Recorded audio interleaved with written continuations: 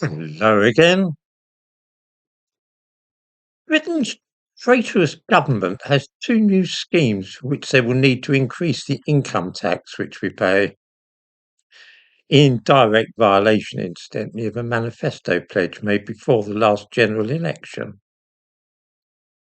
One of these schemes is to bribe those so-called asylum seekers living in hotels to move in instead with their family and friends, for which they will be given £100 a week each. In other words, instead of being in hotels so we know where they are, they'll come and live next door to you, and the first you'll know of it is when a schoolgirl is sexually assaulted in the next street, or some random individual hacked to death outside your house.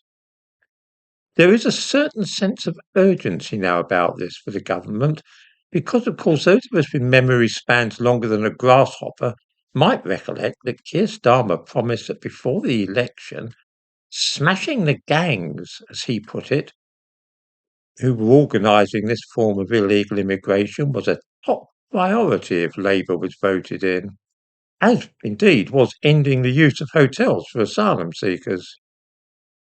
You see, if, as is widely supposed, the ghastly Rachel Reeves breaks a manifesto promise in a few weeks' time by raising income tax, then it's going to be vital to avoid the appearance of any other breaches of the pledges made by Starmer and his chums before they were voted in.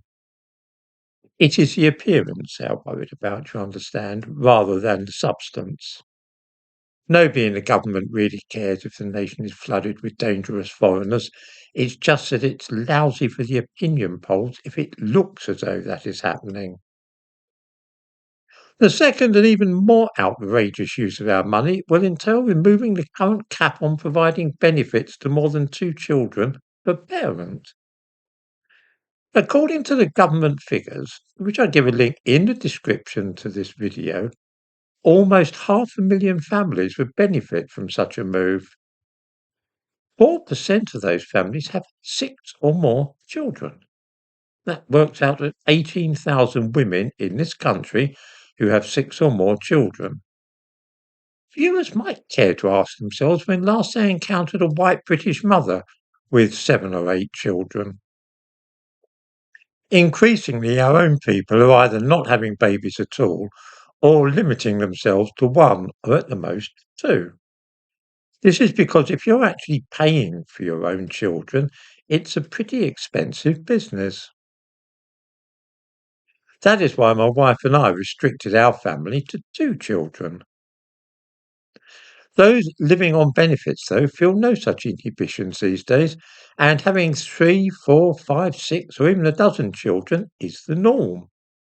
As I say, almost 500,000 households are in this position, and Rachel Reeves is planning to give benefits with an open hand to such people, who are almost without exception immigrants.